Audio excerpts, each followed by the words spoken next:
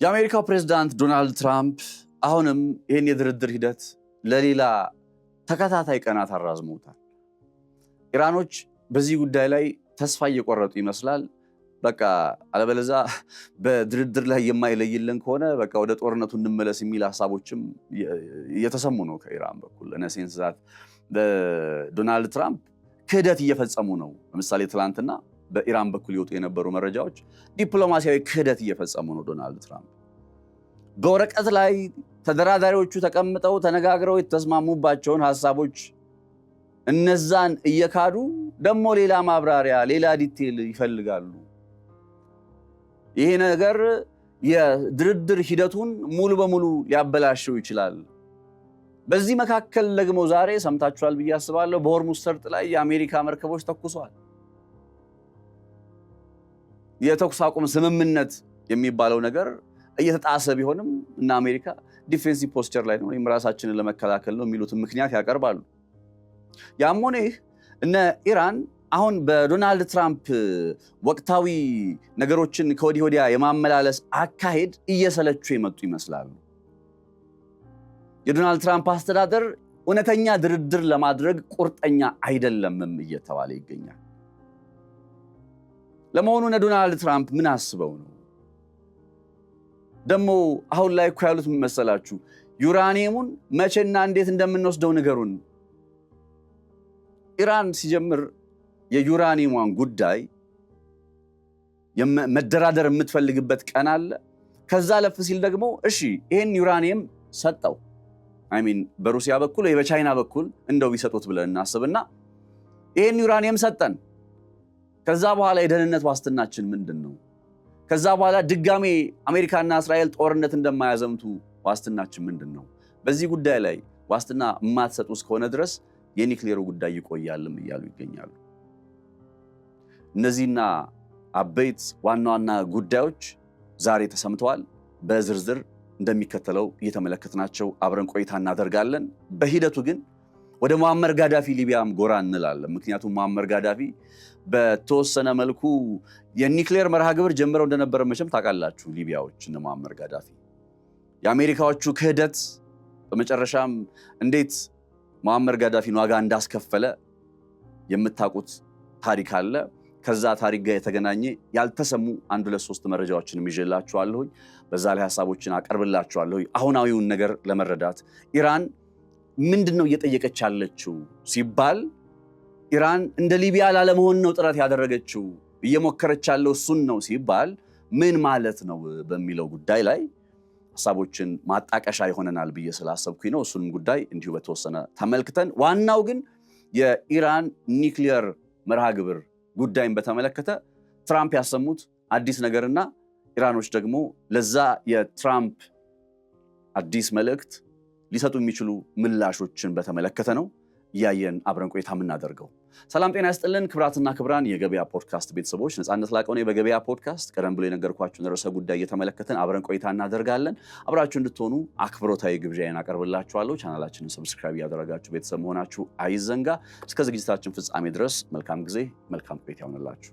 ሳር ቤት በድጋሚ ልትሞሸር ነው። ከዚህ በፊት 5 የመኖሪያ ሳይቶችን ሳር ቤት ላይ አቅርቦ ሙሉ በሙሉ ሸጦ የጨረሰው ቴምር ሪል ስቴት አሁን ደግሞ 6ኛ ሳይቱን ፑሽኪን አደባባይ ፊት ለፊት እጅግ በጣም በተመጣኝ ዋጋ እየሸጠ ይገኛል። ቤቶቻችን ከባለ 1 መኝታ እስከ ባለ 3 መኝታ አማራጮች ያሏቸው ሲሆን በልዩ ቅናሽ ባለ 1 መኝታ በ6 ሚሊዮን 300 ሺህ ብር፣ ባለ 2 መኝታ በ8 ሚሊዮን 600 ሺህ ብር፣ ባለ 3 መኝታ ከ11 ሚሊዮን 400 ሺህ ብር ጀምሮ ማግኘት ይችላሉ። የት? ሳር ቤት 20 በመቶ ቅድመ ክፍያ ከፍለው ቀሪውን በ15 ዙር መክፈል የሚችሉበት አማራጭ ማመቻችተናል። ያስተውሉ፣ እኛ ጋር መጥተው ሲገዙ ምንም አይነት የዋጋ ጭማሪ አናደርግም። ከዚህ በፊት እድሉ ያመለጣችሁ ደንበኞች በ0944 65 44 54 ደውለው የዚህን እድል ተጠቃሚ ይሁኑ። ቴምር ሪል ስቴት። ከዚህ ቀደም አሜሪካ ኢራንን ለመቆጣጠር ወደ ኢራን ወታደሮቿን ልካ የነበረው በ1979 የኢራን አብዮት ከፈነዳ በኋላ ወደ 50 ገደማ የሚሆኑ አሜሪካውያን ዜጎች በአሜሪካ ኤምባሲ ውስጥ በቴህራን ታግተው እነሱን ሰዎች ለማስለቀቅ በሚል ነበር። ከዛ በኋላ ለሁለተኛ ጊዜ ደግሞ የአሜሪካ ወታደሮች የኢራንን ምድር የረገጡት በቅርቡ የኢራንና የአሜሪካ ብሎም የእስራኤል ጦርነት ወቅት ላይ የአንድ አሜሪካዊ ፓይለት የጦር አውሮፕላኑ የጦር ጀት ወድቆ ከተከሰከሰ በኋላ እሱን ለማዳን ብለው ስያሜ የሰጡት የወታደራዊ ዘመቻቸውን ለማከናወን እንደነበር አይዘነጋም።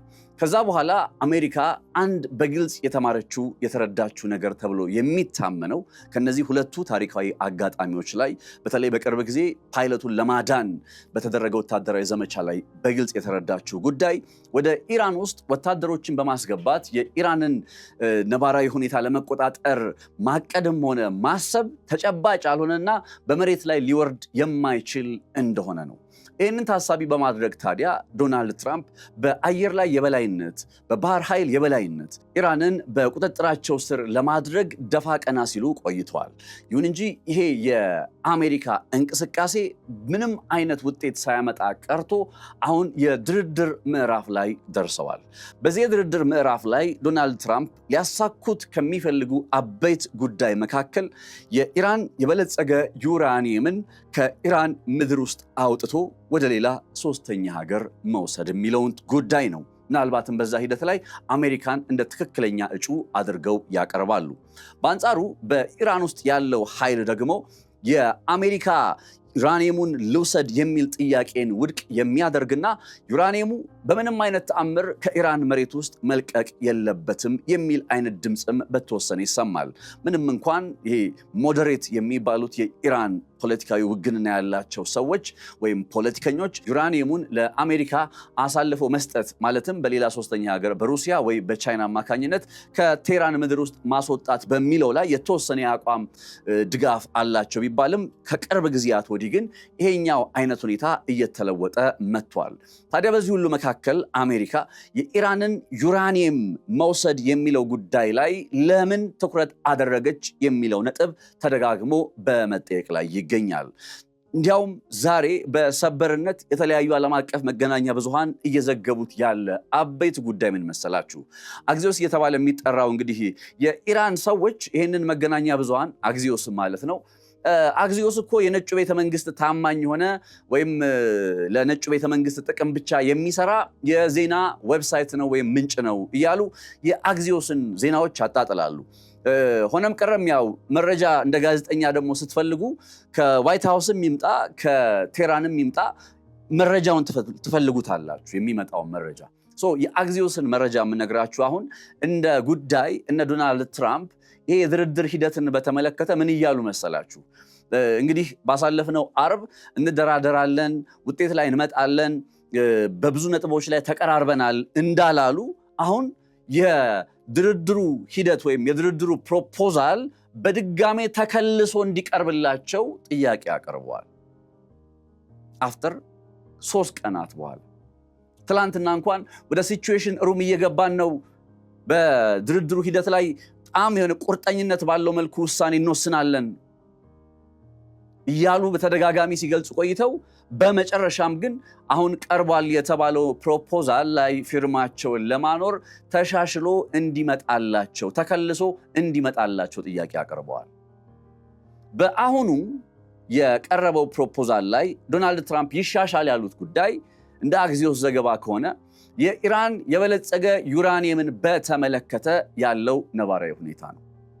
በነገራችን ላይ ይህንን የኢራን የበለጸገ ዩራኒየም ጉዳይ ይኸውላችሁ በዓለማችን ላይ ውድ ከሚባሉ ኢንቨስትመንቶች መካከል የዩራኒየም የኒውክሊየር ኢንቨስትመንት እጅግ በጣም ኤክስፔንሲቭ ነው፣ ውድ ነው። አንድም በዓለም ላይ እኮ ሁሉም ሀገር እንደ ልቡ የኒውክሊየር መርሃ ግብር የማይኖረው ለምን ይመስላችኋል? እጅግ በጣም ኤክስፔንሲቭ የሆነ ሳይንቲፊክ የሆነ ዕውቀትን ስለሚጠይቅም ጭምር ነው። ተረዳችሁኛ? እና ኢራን እንግዲህ ባለፉት በርካታ ዓመታት ኦልሞስት እኮ ከ1990ዎቹ ጀምሮ ይህንን ኒውክሊየር የማበልጸግ ሂደት በብዙ ድካም ውስጥ በብዙ ውጣውረድ ውስጥ በብዙ መስዋዕትነት ውስጥ ወደዚህ ስፍራ ላይ አምጥተውታል። በዚህ ሰዓት ከ450 እስከ 500 ኪሎ ግራም ድረስ የሚመዘን 60 ከመቶ የበለጸገ ዩራኒየም በኢራን ውስጥ አለ። አሁን ኢራን ኢኮኖሚያዊ ጫና እንዲመጣባት የተገደደችው በዚህ ኒክሌር ጉዳይ ነው። ከዓለም ያገለሏት በተለይና አሜሪካ ከምዕራቡ ዓለም ያገለሏት በዚህው የኒክሌር ጉዳይ ነው እና በዚህ ደረጃ ስንት የኒክሌር ሳይንቲስቶቿን አታበት፣ ስንት ዋጋ ከፍላበት ያመጣችውን እዚህ ያደረሰችውን 60 ከመቶ ድረስ ያስጠጋችውን ዩራኒየም እንዴት ለአሜሪካ በነፃ አሳልፋ ትሰጣለች የሚለው ጥያቄ በመነሳት ላይ ይገኛል። ይኸውላችሁ ከዚህ ቀደም በሊቢያ ውስጥ ምን ሆነ መሰላችሁ? ሊቢያ ሙአመር ጋዳፊ በስልጣን ላይ በነበረበት ጊዜ መቼስ የኒክሌር መርሃ ግብር በሊቢያ ትሪፖሊ ውስጥ እንዲጀመር እንቅስቃሴዎች ቀጥለው ነበር። ቀጥለው ብቻ ሳይሆን ኦልሬዲ ፕሮጀክቱ ተግባራዊ መሆን ጀምሮ የተለያዩ የኒክሌር የማበልጸግ ስራዎች በተደጋጋሚ በተለያዩ የሊቢያ አካባቢዎች ላይ ተደርገዋል። ከዛ ይሄ የሊቢያ የኒክሌር መርሃ ግብር ዩራኒየምን የማበልጸግ ሂደት ኢምቢሊየንስ አስወጥቷታል። ሊቢያን የነዳጅ ሀብት አለ። ያው ያ የነዳጅ ሀብት ላይ እየተነሳ ኢምቢሊየንስ አውጥታለች። አሁን ኢምቢሊየንስ ዶላር እንደማውጣቷ መጠን ያንን ነገር የምትፈልገው እንደ ደህንነት ዋስትና ወይም ዲተረንስ ሊባል በሚችለው አገላለጽ ውስጥ ለመጠቀም ነው።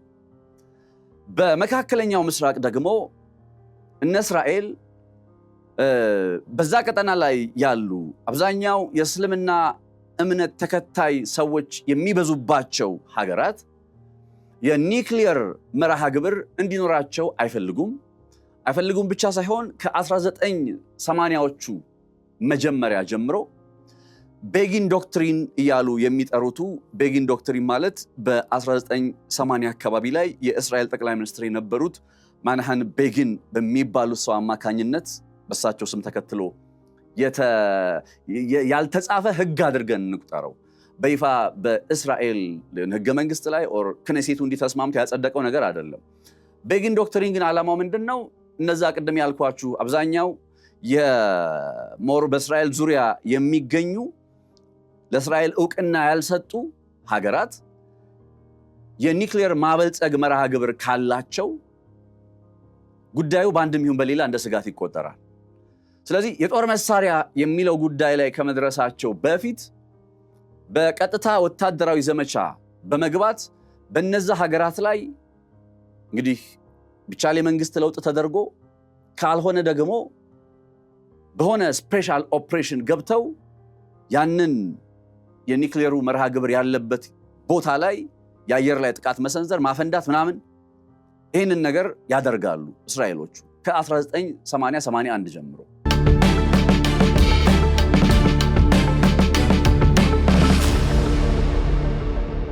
ወደ ሊቢያው ታሪክ ከመምጣቴ በፊት ያው እንደ መንደርደሪያ እንዲሆን የሶሪያንና የኢራቅን ታሪክ ማየት ትችላላችሁ። ኢራቅ ውስጥ በኦስራክ የተባለ በሚጠራ የኒክሌር መርሃ ግብር ባለበት ቦታ ላይ የእስራኤል ኒክሌር ሊኖራቸው ነው፣ አውዳሚ የጦር መሳሪያ ሊኖራቸው ነው፣ ስለዚህ ያንን ነገር እናጨናቅፍባቸው ብለው በ80-81 ላይ በኢራቅ የኦስራክ ኒክሌር መርሃ ግብር ቦታ ላይ ጥቃት ሰነዘሩ። ከዛ እንደዛም ሆኖ ባይዘው አልጨረሱትም ወይም ሙሉ በሙሉ አላወደሙትም ነበር። እንዲያውም አንዳንዶች ምን ይላሉ? እነ ሳዳም ሁሴን በዛ ቦታ ላይ የኒክሌር መርሃ ግብር ይኑረን ማለታቸውን ተከትሎ ኦስራክ ሲመታባቸው እንዲያውም አይደለም ከኒክሌር መርሃ ግብር ሊሸሹ ይቀርና በበለጠ ሁኔታ ወደ ኒክሌር ተጠጉ ይባላል። ከዛም በ1991 ላይ ያለው የገልፉ ጦርነት ላይ በኩዌትና በኢራቅ መካከል ተከስቷል በሚባለው ማለት ነው። በዛ ላይ የእነ አሜሪካ ጣልቃ ገብነት ታክሎ የኢራቅ የኒክሌር መርሃ ግብር ለአንዴና ለመጨረሻ ጊዜ ወደመው የተወገደ። ከዛ በኋላ የሚቀጥለው የነ ሶሪያ ታሪክ ነው። በዚህ መካከል ሊቢያ አለች። አሁን የሊቢያን ላነሳላችሁ የፈለግኩት እንዴት መሰላችሁ? እነ ሙአመር ጋዳፊ ጋር ድርድር የሚል ሐሳብ በእነ ጆርጅ ቡሽ የስልጣን ዘመን ጊዜ ተከናውኗል። የኒክሌር ጉዳይን በተመለከተ ድርድር እናድርግ ብለዋል እነ ሙአመር ጋዳፊ ወትሮም ያንን የኒክሌር ጉዳይ የሚፈልጉት ለዲተረንስ ለሚባለው ነጥብ ነው። ምክንያቱም በዛ ቀጠና ላይ ከጊዜ ወደ ጊዜ እስራኤል የኒክሌር ጦር መሳሪያ ባለቤት እየሆነች መታለችና መካከለኛው ምስራቅ ላይ ብቸኛ የኒክሌር ፓወር ያላት የኒክሌር ጦር መሳሪያ ያላት ሀገር እስራኤል ነች። ያው ባታምንም በይፋ ባትናገረው ኒክሌር አምቢጊዩቲ ዶክትሪን ይባላል። ይሄ አለኝም አይሉም የለኝንም አያውቁም። በተወዛገበ ብዥታ ባለበት መልኩ አላትም የላትም እየተባለ ነገሩ ይቀጥላል። ግን አላት እኔ ያረጋግጥላቸዋለሁ ሌላ ቢቀር እና የእስራኤል የኒክሌር ባለቤትነት ጉዳይ ያሰጋቸዋል። እነ ሊቢያም ሰምሃው እስላማዊ መንግስት ከመሆናቸው አንጻር ያው ወታደራዊ መነሻ ቢኖራቸውም በጊዜ ሂደት ግን እስላማዊ መንግስት ካራክተርን እየያዙ ስለነበረ ኒክሌር ያስፈልገናል የሚል ፉክክር ውስጥ ናቸው እና ያንን ብለው ጀምረው ሲቀጥሉ እና አሜሪካ በቀጥታ የሚሆን በተዘዋዋሪ የዚህ ጥያቄያቸው የዚህ ወደ ኒክሌር መርሃ ግብር የመግባታቸው ሂደት ላይ መሰናክል ሆኖ እየመጡ ተደጋጋሚ ጫና ያሳድሩባቸው ጀመር ማለት ነው። የሊቢያ መንግስት እነ ሙአመር ጋዳፊ ወደ ድርድር መምጣት የሚለው ጉዳይ ተነሳና ከነ ጆርጅ ቡሽ ጋር ለድርድር ተቀመጡ። አይ ቲንክ 2006 ወይም 2007 እንደ አውሮፓውያን አቆጣጠር ላይ በተደረገው ስምምነት መሰረት የሊቢያ የበለጸገ ዩራኒየም ከሊቢያ መሬት ውስጥ ወጥቶ በአሜሪካ ሰዎች ተወሰደ። ወዴት? ወደ አሜሪካ። የሆነ ውቅያኖስ ውስጥ ጥለነዋል ምናምን ይላሉ፣ ግን it's damn expensive። እንዲህ ውቅያኖስ ውስጥ የምጥሉት ነገር አይደለም። ዩራኒየም በጣም ውድ ነው። ኢን ቢሊየንስ ነው የሚያስወጣው። ስለዚህ በዛ ደረጃ ላይ ያለ ዩራኒየምን መበልጸግ የጀመረ ዩራኒየምን እንዲህ አውጥታችሁ የሆነ ቦታ ላይ ጥላችሁ በቃ አስወጣና የምትሉት አይደለም። ወይ ወስዳችሁ የጥናትና ምርምር ስራው የማበልጸጉ ስራ ይቀጥልበታል ካልሆነ በቀር ማለት ነው። እነ ሊቢያ በዛ የኒክሌር ጉዳይ ላይ ተስማምተው ሙአመር ጋዳፊ በቃ ኒክሌሩን ውሰዱት ብለው ከነ አሜሪካ ጋር ሲስማሙ እና አሜሪካ በምላሹ ምን ቃል ገቡላቸው መሰላችሁ? የደህንነት ዋስትና ሴኩሪቲ ጋራንቲ የሚባለው ነገር ምን ማለት ነው? እኛ እስካለን ድረስ ኒክሌሩ ሳይሆን የሚጠብቃችሁ እኛንን የምንጠብቃችሁ። ስለዚህ አሁን ኒክሌሩን ወስደናል፣ ከዚህ በኋላ እናንተን እንጠብቃለን። በዙሪያችሁ ያሉ ሀገራት እናንተ ጋር መጥተው አደጋ አያደርሱም። በውስጥ የፖለቲካ ችግር ቢመጣ አሁን ስልጣን ላይ ያለው የነ ሙአመር ጋዳፊ መንግስት እንደጸና ይቀጥላል። እንዲህና መሰል አይነት ቃል ተገብቶላቸው ነበር እነ ሙአመር ጋዳፊ። እነ ሙአመር ጋዳፊ ኒክሌር ፕሮግራማቸውን ሲያቋርጡና በተወሰነ ደረጃም ቢሆን የበለጸገ ዩራኒየማቸውን አውጥተው ወደ አሜሪካ ሲልኩ ወይም እነ አሜሪካ ሲወስዱት በውስጣቸው የነበረው ሐሳብ እንዲሁም ያመኑት ቃል እነ አሜሪካ ይጠብቁናል የሚል አይነት ተስፋ ነበር።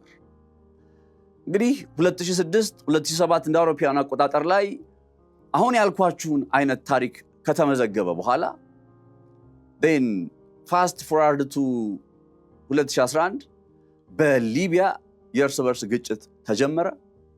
እዛ ሞመንት ላይ በርግጥ እነ ሊቢያ ወይም ሙአመር ጋዳፊ አንድ በጣም ልታውቁት የሚገባ ጉዳይ ለአፍሪካ ሀገራት አንድ የጋራ መገበያያ ገንዘብ ያስፈልጋል ብለው በዛ ሂደት ላይ በጣም ብዙ ርቀት ተጉዘው ነበር። የአፍሪካ ሀገራት ነዳጃቸውን ሲሸጡ በዚህ በራሳቸው ገንዘብ መሆን አለበት፣ ለምንድነው በዶላር የሚሸጡት ብለው እንደነበር አይዘነጋ። ሊቢያ እነ ሙአመር ጋዳፊ ባይ ዘ ዌይ እንደው ኢራቅንም በዚህ አጋጣሚ ካስታወስኳችሁ ኢራቅም እነ ጆርጅ ደብሊው ቡሽ 2003 ላይ ወደ ኢራቅ ሲገቡ አንዱ ከነበሩ ያው ባይነግሩንም ከጊዜ በኋላ ግን የተረዳናቸውና ያወቅናቸው ጉዳዮች መካከል አንዱ እነ ሳዳም ሁሴን በዶላር ነዳጅ መሸጥ እናቆማለን ወደሚል አይነት አቋም ውስጥ መጥተው ነበር ይባላል። አሁን እነ ሊቢያም 2011 ላይ ወደ እንደዛ አይነት ነጥብ ሲመጡ ያ ጠብቃቸዋለሁ ብሎ ቃል የገባላቸው የና አሜሪካ መንግስት አሁን ጆርጅ ደብሊው ቡሽ ነበረ ከሊቢያው ሙአመር ጋዳፊ ጋር ቃል ተገባብቶ ስምምነት ያሰረው። ጆርጅ ደብሊው ቡሽ 2008 ላይ የስልጣን ዘመኑ አበቃ። ባራክ ኦባማ መጣ። የባራክ ኦባማ አስተዳደር እነ ሙአመር ጋዳፊ በዲናር በአፍሪካ ገንዘብ ለመገበያየት እንዲቻል የሚል ሌላ ራሱን የቻለ አዲስ ገንዘብ ስለማዘጋጀት እንቅስቃሴ ላይ ነበሩ በሚባልበት ሰዓት ላይ የሊቢያ የእርስ በርስ ግጭት መጣ። የሊቢያ የእርስ በርስ ግጭትን በተመለከተ ብዙ ጊዜ ሲነሳ የአረቡ ጸደይ ውጤት ተደርጎ ይቆጠራል። ወይም የአረብ ስፕሪንግ የሚባለው እነ ግብፅ ውስጥ ቱኒዚያ ምናምን ጀምሮ ቱኒዚያ ውስጥ ጀምሮ በመላው አረብ የተቀጣጠለው አይነት እንቅስቃሴ ውጤት ነው ይባላል የሊቢያ።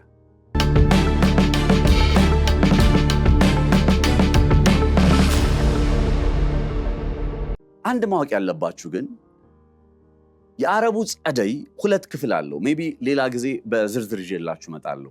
ሁለት ፓርት ነው ያለው። የመጀመሪያው ምዕራፍ ልክ እነ ቱኒዚያ ላይ ቦአዚዝ ራሱን በጋዝ አቃጥሎ አብዮቱ ከተቀጣጠለ በኋላ ጀምሮ እነ ግብፅን የነካካ የሄደው የመጀመሪያው ምዕራፍ የሚባለውና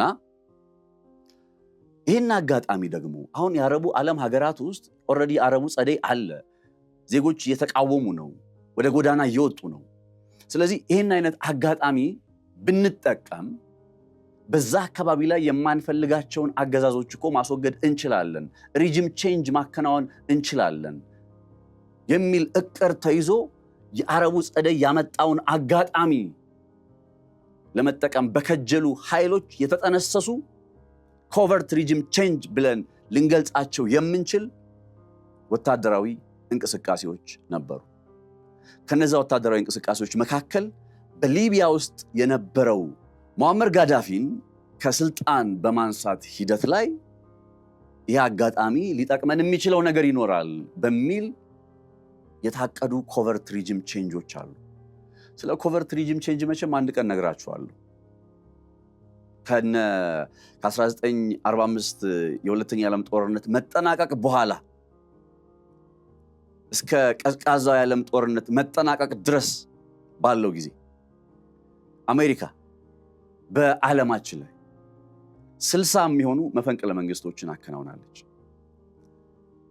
ይህንን ጉዳይ በተመለከተ ሊንዚ ሮክ የምትባል የፕሮፌሰር ጆን መርሻይመር ተማሪ ነችና እሷ ኮቨርት ሪጅም ቼንጅ ብላ የጻፈችው እንትን አለ መጽሐፍ አለ።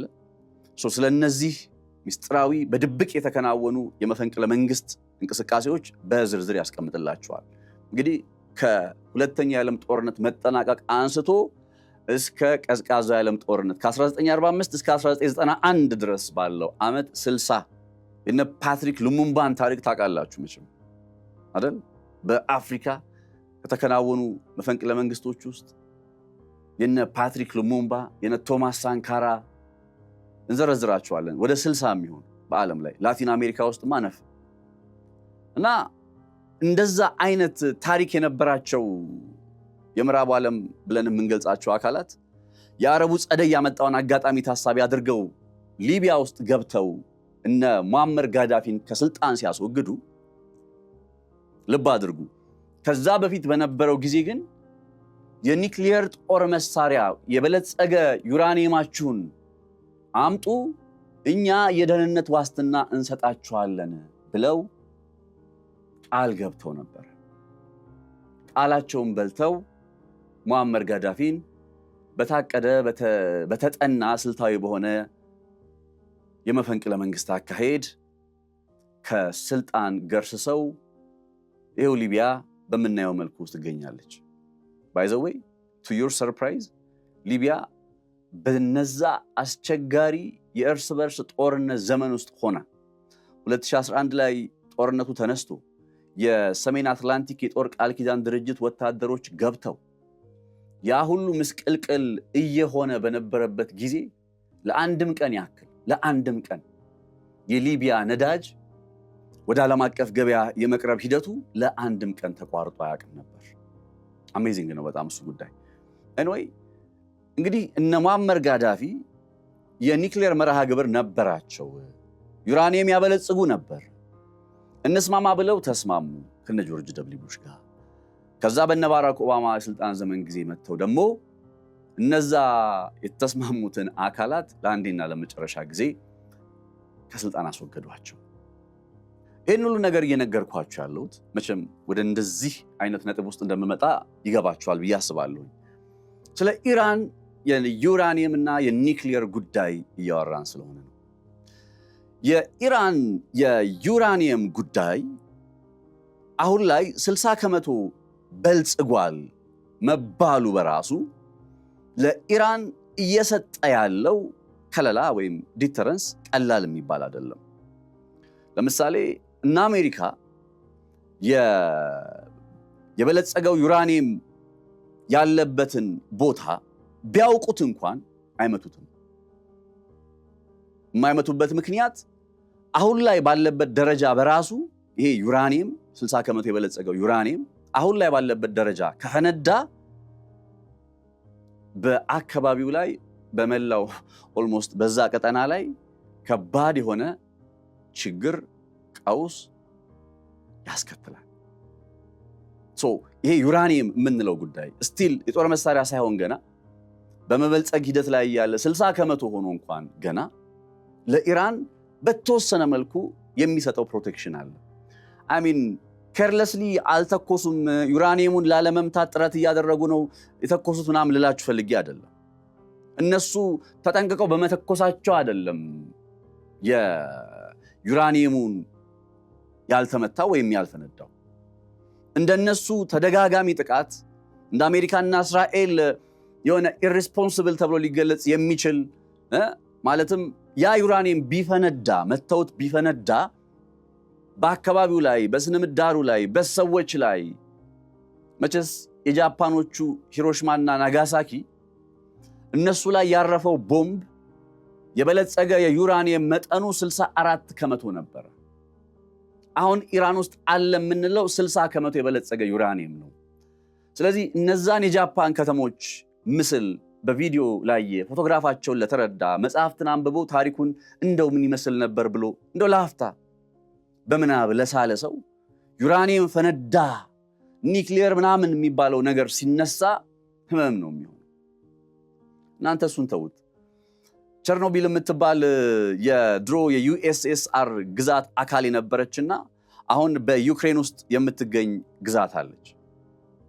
ዩክሬን ሩሲያ አሁን በዩክሬን ውስጥ ነች ያለችው። ያው ድሮ ሶቪየት ህብረት በሚለው በዛ አካል ውስጥ ነበረች እና እዛ ቦታ ላይ አስበውበት ሳይሆን በቴክኒክ ችግሮች ምክንያት ዩራኒየም የኒውክሌር ጣቢያው ፈንድቶ ከተማይቱ ዛሬ ድረስ ጎስት ከተማ ሆና ቀርታለች። ጎስት ከተማ፣ መሬቱ ምንም አያበቅልም፣ ወፍ ዝር አይልበትም በሰማዩ ላይ። ዩራኒየም ኒውክሌር ምናምን የምንለው ነገር እንደ ተራ ቦምብ አድርጋችሁ እንዳትመለከቱት። አሁን አሜሪካና ኢራን እያወሩ ያለው በዚህ ጉዳይ ላይ ነው። ዶናልድ ትራምፕም ድርድሩን በተመለከተ ማሻሻያ ይደረግልኝ ያሉት በዚህ የዩራኒየም ጉዳይና በኢራን የኒውክሌር ማበልጸግ ጉዳይ ላይ ነው። ሳር ቤት በድጋሚ ልትሞሸር ነው። ከዚህ በፊት 5 የመኖሪያ ሳይቶችን ሳር ቤት ላይ አቅርቦ ሙሉ በሙሉ ሸጦ የጨረሰው ቴምር ሪል ስቴት አሁን ደግሞ 6ኛ ሳይቱን ፑሽኪን አደባባይ ፊት ለፊት እጅግ በጣም በተመጣኝ ዋጋ እየሸጠ ይገኛል። ቤቶቻችን ከባለ 1 መኝታ እስከ ባለ 3 መኝታ አማራጮች ያሏቸው ሲሆን በልዩ ቅናሽ ባለ 1 መኝታ በ6 ሚሊዮን 300 ሺህ ብር፣ ባለ 2 መኝታ በ8 ሚሊዮን 600 ሺህ ብር፣ ባለ 3 መኝታ ከ11 ሚሊዮን 400 ሺህ ብር ጀምሮ ማግኘት ይችላሉ። የት? ሳር ቤት 20% ቅድመ ክፍያ ከፍለው ቀሪውን በ15 ዙር መክፈል የሚችሉበት አማራጭ ማመቻችተናል። ያስተውሉ፣ እኛ ጋር መጥተው ሲገዙ ምንም አይነት የዋጋ ጭማሪ አናደርግም። ከዚህ በፊት እድሉ ያመለጣችሁ ደንበኞች በ0944 6544 54 ደውለው የዚህን እድል ተጠቃሚ ይሁኑ። ቴምር ሪል ስቴት። ብዙ ጊዜ የነ ኢራን አስተዳደር የኒውክሌር ጦር መሳሪያ ቢዝ የሚታመን አይደለም ብለው የሚከራከሩ ሰዎች እንዳሉ ሁሉ these days እስራኤል ራሱ የኒውክሌር ጦር መሳሪያ መያዟ እንድትታመን አያደርጋትም ብለው የሚከራከሩ በርካቶች አሉ። እንደየቆማችሁበት አንግል ምንም ነገር ልታስቡ ትችላላችሁ። ኢራን ኒውክሌር ብትይዝ እንዲህ ሊሆን ይችላል፣ እስራኤል እንደዚህ። የግል everybody is entitled to his opinion እንደሚባለው ለምን እንደዚህ ያሰባችሁ ለምን እንደዛ አሰባችሁ ተብሎ መሞገት አይቻልም።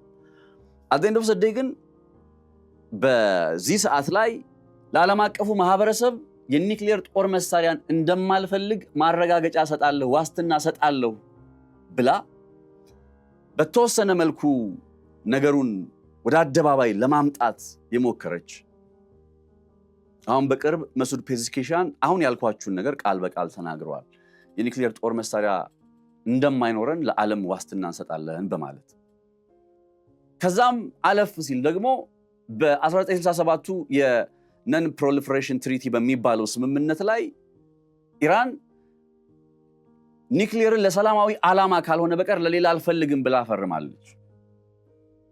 እስራኤል ይህን ስምምነት አልፈረመችም። ኒውክሌር እንደማትጠቀምም ደግሞ እንደነ ኢራን ዋስትና ለዓለም ሰጣለሁ ብላ ማረጋገጫ አልሰጠችም። ፎርዛማ ለነገሩ እስራኤል ያው ከሰሞኑም ሰምታችኋል በተባበሩት መንግስታት ድርጅት ውስጥ ያላትን ግንኙነት አቋርጫለሁ ብላለች። ያቋረጠችበት ምክንያት ደግሞ ወታደሮቿ የሴክሹዋል አቢዩዝ ጋር በተገናኘ በጋዛ በተለያዩ አካባቢዎች ላይ በነበሩ ሁኔታዎች ላይ የጾታዊ ጥቃት ወሲባዊ ጥቃት ጋር በተገናኘ ስማቸው አብሮ በመንግስታቱ ድርጅት ተነሳ። የመንግስታቱ ድርጅት ለምን ይሄን ጉዳይ አነሳ ብላ ራሷን አግልላለች ከመንግስታቱ ድርጅት። ግን ኢማጂን እስራኤልን የመሰረታት የመንግስታቱ ድርጅት ነው። ኢማጂን እንግዲህ የእስራኤል መንግስት አቋም ምን እንደሆነ በግልጽ እንዴት ነው ከዓለም ጋር ኢንተራክት እያደረጉ የሚቀጥሉት? ለምሳሌ በሶማሊላንድ እውቅና ሰጥተዋል። በዚህ በእኛ ቀጠና ለሶማሊላንድ እውቅና መስጠታቸው ብቻ ግን ሶማሊላንድን ሀገር አያረጋትም። ዲፕሎማሲያዊ ስራዎች በጣም ያስፈልጋሉ። 2/3 የሚሆኑ የዓለም ሀገራት የእስራኤልን ፈለግ እንዲከተሉ መደረግ አለበት። በእንደዚህ አይነት ከመንግስታቱ ድርጅት ጭምር ራሴን አግልያለሁ፣ ዓለም አቀፍ መርህ ዓለም አቀፍ ህግ አይመለከተኝም ምናምን በሚል ሁኔታ ውስጥ ኢቭን ለሶማሊላንድ የሀገርነት ሂደት ለራሱ እንደ ጋሬጣ ሊቆጠር አይችልም። ይሄ ነገር እውቅና አንዲትን ሀገር የሚያሰኛት እውቅና ከእናት ሀገሯ ካልተገኘ ከሌላ ሀገር ስለመጣ ሀገር አያረጋትም ሶማሊላንድን። እስራኤል ኤምባሲ ስለከፈተች ሀገር አያረጋትም ሶማሊላንድ። ወደ ኔክስት ሌቭል ነገሩ እንዲሸካከር አጋሮች ያስፈልጋሉ። እስራኤል ግን ከዓለም በዚህ ደረጃ ራሷን እያገለለች ከመንግስታቱ ድርጅት እያገለለች እንዴት ነው አጋሮች ከጎኗ የሚሆኑት ነው ጥያቄ። አሁን የእስራኤልን ነጥብ ያነሳውላችሁ ዓለም አቀፋዊ መርሆችን ለምሳሌ ኢራን ኤንፒቲን ስትፈርም እስራኤል ኤንፒቲ ወይም ነን ፕሮሊፈሬሽን ትሪቲ ኒውክሌርን ለሰላማዊ ዓላማ የማዋል ስምምነት የሚባለውን ጉዳይ ሳትፈርም ሳታጸድቅ ነው የኒውክሌር ባለቤት የሆነችው። ስለዚህ ለሰላማዊ ዓላማ የሚውል የኒውክሌር ጉዳይ የሚጠቃለልበት የኤንፒቲ ስምምነትን ካለመፈረም አንጻር የእስራኤልን ጉዳይ ታሳቢ እናድርግ። ኢራን ደግሞ ፈርማለች። ኦኬ ኒውክሌር አትፈልግም ምናምን የሚለውን ነገር ምን ተውና አሁን ላይ ባለው ነባራዊ ሁኔታ ይሄ የበለጸገ 60% ደረጃ የጥራት ሌቭል ላይ ያለ ዩራኒየም አለ። ይህንን ዩራኒየም በአሜሪካና በኢራን መካከል በሚደረግ ስምምነት ብለን እንግለጽ። ዩራኒየሙን ከኢራን ውስጥ ወጣ። ሌትስ ሴይ በሩሲያ በኩል እንዲወጣ ሊደረግ ይችላል። ምክንያቱም ከዚህ ቀደም 2015 የነበረው የኢራን የኒክሌር ስምምነት ላይ ከነ ባራክ ኦባማ ጋር በነበረው ስምምነት የተደረገው ነገር በሩሲያ በኩል እንዲወጣ ነው የተደረገው። አሁን ላይ ምናልባትም ወይ በሩሲያ በኩል ወይ በቻይና በኩል እንደዛ የማድረግ አይነት እንቅስቃሴ ሊኖር ይችላል። ወደ አሜሪካ የሚለውን ሐሳብ ገንዘብ ካልከፈሏቸው በቀር እሺ የሚሉ አይመስለኝም ኢራኖቹ። ወይ የገንዘብ ክፍያ ጉዳይ እንደዛ አይነት ዘገባዎችንም አይቻለሁ በተወሰነ እና አሜሪካ ለኢራን የበለጸገ ዩራኒየም አውጥቶ ለመውሰድ ቢሊዮን ዶላሮችን አቀረቡ የሚሉ አይነት ሐሳቦችን የያዙ ዜናዎችን መመልከቴን አስታውሳለሁና አሁን ጥያቄው ይሄ ዩራኒየም በተወሰነ ደረጃ አሁን ባለበት ደረጃ ለኢራን ሌቨሬጅ ሆኗል፣ ለኢራን ዲተረንስ ሆኗል፣ ቀይ መስመር ሆኗል። ይህን ዩራኒየም አውጥተው ወሰዱት አይዘር በሩሲያ በኩል ወይ በቻይና በኩል። ከዛ በኋላ ምን ዋስትና ነው ለኢራን የሚሰጧት? in a sense ከዚህ በኋላ እስራኤልና አሜሪካ በኢራን ላይ ወታደራዊ ዘመቻ እንደማያከናውኑ የደህንነት ዋስትናዋ ምንድን ነው? ኢራን ምን አይነት የደህንነት ዋስትና ነው የምታገኘው? አንዱ ኢራን መጀመሪያ ላይ ባቀረበቻቸው ባለ 14 ነጥቦችን የያዘ የሰላም ፕሮፖዛል ላይ ከተቀመጡ ጉዳዮች መካከል አሁን ቀደም ብዬ ነገርኳችሁ የደህንነት ዋስትና የሚለው ጉዳይ ነው። የደህንነት ዋስትና in a sense አንደኛ እነዚህ ሀገራት በተለይ ጠቅላይ ሚኒስትር ቤንያሚን ኔታንያሁ I can assure you በቃ ላረጋግጥላችሁ የምችለው ነገር በስልጣን ላይ እስካሉ ድረስ ኔታንያሁ በኢራን የአያቶላህ አገዛዝ እንዲኖር አይፈቅዱም። እነሱ ስለፈቀዱ ወይም ስላልፈቀዱ አይደለም የኢራን አገዛዝ ያለው፣ የኢራን ህዝብ ይሄኛውን መንገድ ስለመረጠ። የአገዛዝ ለውጥ ማከናወን ካለበት የሚወስነው የኢራን ህዝብ ነው እንጂ እስራኤል ወይ አሜሪካ አይደሉም። በጦር መሳሪያ የበላይነት፣ በአየር ላይ የበላይነት፣ በባህር ኃይል የበላይነት ኢራን ውስጥ የአገዛዝ ለውጥ ማሳካት እንደማይችሉ በግልጽ አይተውታል። እንደዛም ሆኖ ግን ተስፋ አልቆረጡም። አሁንም ቢሆን መንገዶች አሉ፣ አሁንም ቢሆን ቀዳዳዎች አሉ ብለው ያምናሉ። እነ ኔታንያሁ አሁን የምርጫ ሲዝን ላይ ናቸው። ይሄ የምርጫ ወቅት ላይ ከመሆኑ ወይም ከመድረሱ በፊት የማንን ጉዳይ የኢራንን ጉዳይ የአያቶላህን ጉዳይ ሳይቋጩ ከመጡ በምርጫው ላይ ያላቸው ተቀባይነት በብዙ ይመነምናል። ስለዚህ ከምርጫው በፊት የሆነ ነገር የማድረግ እቅድ አላቸው ይባላል እነ ኔታንያሁ።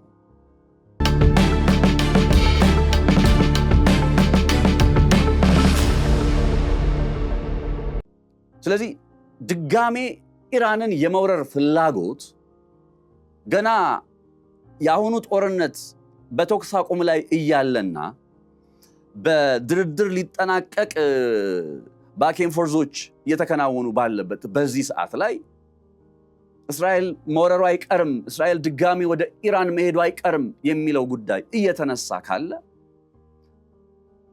እነ ኢራን አሜሪካና እስራኤል እንግዲህ አለኝ የምትለውን ሀብት ያለፉት በርካታ ዓመታት የለፋችበትን ስንት የኒክሌር ሳይንቲስቶቿ የረገፉበትን ስንት ገንዘቧ የፈሰሰበትን የኢኮኖሚ ምጣኔ ሀብቷ እየደቀቀ እንኳ ቢሆን ነገር ግን ዩራኒየምን አስቀድማ ስትሰራ ቆይታለች። ሀገሪቱ ብዙ ዋጋ ከፍለዋል ኢራናውያን በዚህ ምክንያት። አሁን ብዙ ዋጋ የከፈሉለትን በሀገራቸው ሀብት እኮ ነው የሰሩት። ባይ ዘ ወይ ዩራኒየም ኒክሌር ከመሆኑ በቀር በአንድ ሀገር ውስጥ ዜጎች ወይም የአንድ ሀገር መንግስት እንደሰራው ታላቅ ፕሮጀክትም እኮ ይታያል። እስራኤል ምናምን የሚለውን ነገር ተውት፣ ለነሱ ምን ማለት ነው የሚለው ጉዳይ ነው የነገርኳችሁ። ስለዚህ ይሄንን ዋጋ የከፈሉበትን መከራ ያዩበትን ከዓለም የተገለሉበትን የማዕቀብ ናዳ እንዲወርድባቸው ምክንያት የሆነን ዩራኒየም እዚህ ቦታ ላይ አድርሰው አደንደው ዘደይ እንኩ ሰዱት ወደሚለው ደረጃ ላይ ከመጡ ከዚህ ቀደም መጥተው እንደነበር አይዘነጋም። አሁንም ወደዛ ደረጃ ላይ ከመጡ በምላሹ ምንድነው የሚሰጧቸው? እና አሜሪካ እነ እስራኤል ምንድነው የሚሰጧቸው? አትሊስት ከዚህ በኋላ ከነ ኢራን ጋር ጦርነት ውስጥ እንደማይገቡ የደህንነት ዋስትና ቃል ኪዳን ስምምነት ወይም ደግሞ እነ ኢራንን በነ ራሽያ የኒክሌር ዶክትሪን አምብሬላ ውስጥ የኒክሌር አምብሬላ ማለት ምን ማለት ነው? ምሳሌ ኢራን ከሩሲያ ጋር ትብብር አላት፣ አጋርነት አላት። ከዛ የአጋርነቷ ከፍ ወዳለ ደረጃ ላይ ተሸጋግሮ ለምሳሌ የሩሲያ የኒክሌር ጦር መሳሪያዎች በኢራን ውስጥ መጥተው ሊቀመጡ ይችላሉ። ከዚህ ቀደም በቤላሩስ በሩሲያ ጎረቤት በሆነችው ቤላሩስ ውስጥ መሰል አይነት ነገር አለ። ቤላሩስ በሩሲያ የኒክሌር አምብሬላ ውስጥ ነች። እንዲያውም ከሰሞኑ የፈረንሳዩ ፕሬዝዳንት ኢማኑኤል ማክሮን የፈረንሳይን የኒክሌር ሀብት ወይም ፈረንሳይ ያሏትን ኒክሌሮች በመያዝ ያንን አምብሬላ በመዘርጋት በፈረንሳይ የኒክሌር ጥላ ስር የሚገቡ ሀገራት የአውሮፓዎቹ ሀገራት በዛ ዝርዝር ውስጥ እንደሚገቡና ቭላዲሚር ፑቲን ምናልባት ወደዚህኛው ቀጠና እነ ዩክሬንን ጨምሮ የኒክሌር ጦር መሳሪያ የሚተኩሱ ከሆነ ተመጣጣኝ የሆነ በዛው የኒክሌር እንደሚተኮስ እየገለጹ ነበር እነ ፈረንሳይ። ያ የፈረንሳይ የኒክሌር አምብሬላ ይባላል። አሁን እነ ራሽያ ይህን ነገር ያደርጋሉ አያደርጉም ሌላ ጉዳይ ሆኖ እያልኳቸው ያሉት ግን እነ ኢራን ይህንን ጉዳይ ማረጋገጥ ይፈልጋሉ። በነ ራሽያ የኒክሌር አምብሬላ ውስጥ ባይገቡ እንኳን አትሊስት የቃል ኪዳን ስምምነትም ሊሆን ይችላል አላቅም። አሜሪካና እስራኤል ድጋሜ ኢራንን እንደማይወሩ እርግጠኛ መኮን አለበት። የኢራኖቹ ክርክር ይሄ ነው። አሁን እነ ዶናልድ ትራምፕ ዛሬ ድርድሩን በተመለከተ ምን አሉ? ይሄ የዩራኒየም ጉዳይ መቼ ይወገዳል፣ እንዴት ይወገዳል በሚለው ላይ ስፔሲፊክ የሆኑ ነገሮች ይቀመጡ። ምክንያቱም አሁን አለ የሚባለው ሜሞራንደም ኦፍ አንደርስታንዲንግ ላይ ወይም ይፈራረሙበታል በሚባለው ላይ አኮርዲንግ ቱ አግዚዮስ ነው። አግዚዮስን ያው ቀደም ብዬ ምን አይነት ካራክተር አለው ብለው የኢራን ሰዎች እንደሚጠሩት ነግሬያቸዋለሁ። እንደ መረጃ ግን እንዲህ እየተባለ ስለሆነ ነው። አግዚዮስ ያለው ምንድን ነው? አሁን ሜሞራንደም ኦፍ አንደርስታንዲንጉ ወይም እነ ትራምፕ እንዲፈርሙበት ሲጠበቅ የነበረው ኤምኦዩ የኒክሌር ጉዳይን በተመለከተ ኢራን ኒክሌር እርሷ አታረግም፣ የኒክሌር መርሃ ግብር አይኖራትም የሚለው ሐሳብ ተጠቃሏል። አይ ዶንት ቲንክ የኒክሌር መርሃ ግብር አይኖረኝም ብላ ኢራን የምትስማማ አይመስለኝም። ሚን መብቷ ስለሆነ ለሰላማዊ ዓላማ ኒክሌር ማበልጸግ መብት ነው፣ የሀገራት መብት ነው። 1967 ላይ አገራት የወሰዱት መብት ነው ማለት በስምምነት ማለት ነው። ያን አይነት ነባሪያ ሁኔታ እያለ ከነጭራሹ የኒክሌር መርሃ ግብር አይኖረኝም ወደሚል ነገር ውስጥ ትመጣለች ብዬ አላስብም። ይሁን እንጂ የኒክሌር ጦር መሳሪያ አልፈልግም የሚለውን ጉዳይ ደጋግመው ስለገለጹ በዚህ የኤምኦዩ ውስጥ እንደዚህ አይነት ሐሳብ ካለ ኒክሌርን በተመለከተ ወደ ኒክሌር ጦር መሳሪያ አይገሰግሱም የሚል አይነት ሐሳብ ከተጠቃለለ እነ ትራምፕ ምንድነው እያለ ያሉት? ይሄ በቂ አይደለም፣ ኒክሌሩን ዩራኒየሙን መቼ፣ እንዴት፣ በምን መልኩ በሚሉት ጉዳዮች ላይ ዝርዝር ነጥቦች ተቀምጠው ተሻሽሎ ይቅረብልኝ። አሁን ጥያቄው ይሄ ነው። አንደኛ ኢራን የምትለው አሁን ለዚህ የምትሰጠው ምላሽ ምን መሰላችሁ? ፎር ሹር የሚሉት ነገር በኒክሌር ጉዳይ ላይ የምንነጋገረው በቀጣይ ነው አልተባባልንም ወይ ትላለች መጀመሪያ። ሁለተኛ እናንተ ምን የደህንነት ዋስትና ትሰጡኛላችሁ ትላለች። እና አሜሪካ ለመቀበል በተዘጋጁት ልክ ለመስጠትም ጭምር ካልተዘጋጁ በቃ ባክ ኤንድ ፎርዝ ነው። ይመጣል ትራምፕ ጋር፣ ትራምፕ ማርኬቱን ማኒፑሌት ያደርጉበታል። የሆኑ አክሲዮኖች ገበያ ይጨምራል ይቀንሳል። እሳቸው ስምምነት ሊደረግ ነው ሲል የነዳጅ ዋጋ ይጨምራል ይቀንሳል። የሆኑ አክሲዮኖች ዋጋ እንዳልኳችሁ ማርኬቱን ማኒፑሌት ለማድረግ እየጠቀማቸው ነው። አጀንዳ ሆነዋል። አሁን ዜና ሁሉ ዓለም አቀፍ መገናኛ ብዙሃን ዜናዎችን ብታዩ ዶናልድ ትራምፕ እንዲህ አሉ ነው። በቃ ሄድላይን ሁሉ ዶናልድ ትራምፕ እና እሳቸው ያው አጀንዳ መሆን ስለሚወዱ ዓለም በዚህ ጉዳይ ደግሞ ወዶም ሳይሆን ተገዶ አጀንዳ እያደረጋቸው ነው። እኛ እንኳን ያው በየቀኑ ትራምፕ እንላለን። ለምን? ያቺ እንትና ያለችው የሚጠበቀው የትራምፕ ፊርማ ስለሆነ አሁን እሱን ጉዳይ ነው መልሰው ደግሞ ለኢራን ወደ መላኩ ውስጥ የመጡት። ወይም ተደራዳሪዎቹ በዚህ ጉዳይ ላይ ያሻሽላችሁ ነው ማለት ባኬን ፎርዝ ይቀጥላል ማለት ነው። ጥያቄው ይሄ ነው። መልሱ እየታወቀ እንዲህ አይነት ጥያቄን ማቅረብ ጦርነትን ለማቆም ከመፈለግ አንጻር ነው ወይስ አጀንዳ ሆኖ ከመቀጠል ፍላጎት አንጻር ነው? አቴንሽን ሲከርነት የሆነ አይን ውስጥ መግባት የለም በቃ አቴንሽን ከዛ አንጻር ነው የሚመስለው የሚሉም አስተያየቶች በመደመጥ ላይ ይገኛሉ። ለማንኛውም የኢራንና የአሜሪካ የኒውክሊየር መርሃ ግብር ጉዳይ አሁን ላይ ባለበት ቀጥ ለጥ ብሏል። ማለት የሆነ የሚራመድም አልሆነም። ጭራሽ ትራምፕ አሁን መልሰው ወዴት ልከውታል? ወደ ኢራን ልከውታል። በኢራን በኩል ሊሉ የሚችለውን ነገር እኔ እዚህ ቁጭ ብዬ መጻፍ እችላለሁ። ኦልሞስት በተደጋጋሚ ያሉት ነገር ስለሆነ ማለት ወደዛ ነገር ዶናልድ ትራምፕ ለምን መመለስ ፈለጉ የሚለውን ደግሞ በቀጣይ ከወዲህም ከወዲያም የሚወጡ ትንታኔዎችን፣ ምልከታዎችን፣ ንባቦችን አይተን በጥልቀት የምንመለከተው ይሆናል። ነፃነት ላቀው ነበርኩኝ በገበያ ፖድካስት። ክብራትና ክብራን አብራችሁ ስለነበራችሁ ልባዊ ምስጋና ያላችሁበት ይድረስ እያልኩኝ በዚህ ሰናበታለሁ። መልካም ጊዜ፣ መልካም ቆይታ ይሁንላችሁ። ሳር ቤት በድጋሚ ልትሞሸር ነው። ከዚህ በፊት 5 የመኖሪያ ሳይቶችን ሳር ቤት ላይ አቅርቦ ሙሉ በሙሉ ሸጦ የጨረሰው ቴምር ሪል ስቴት አሁን ደግሞ 6ኛ ሳይቱን ፑሽኪን አደባባይ ፊት ለፊት እጅግ በጣም በተመጣኝ ዋጋ እየሸጠ ይገኛል። ቤቶቻችን ከባለ 1 መኝታ እስከ ባለ 3 መኝታ አማራጮች ያሏቸው ሲሆን በልዩ ቅናሽ ባለ 1 መኝታ በ6 ሚሊዮን 300 ሺህ ብር፣ ባለ 2 መኝታ በ8 ሚሊዮን 600 ሺህ ብር፣ ባለ 3 መኝታ ከ11 ሚሊዮን 400 ሺህ ብር ጀምሮ ማግኘት ይችላሉ። የት? ሳር ቤት 20 በመቶ ቅድመ ክፍያ ከፍለው ቀሪውን በ15 ዙር መክፈል የሚችሉበት አማራጭ ማመቻችተናል። ያስተውሉ፣ እኛ ጋር መጥተው ሲገዙ ምንም አይነት የዋጋ ጭማሪ አናደርግም። ከዚህ በፊት እድሉ ያመለጣችሁ ደንበኞች በ0944 65 44 54 ደውለው የዚህን እድል ተጠቃሚ ይሁኑ። ቴምር ሪል ስቴት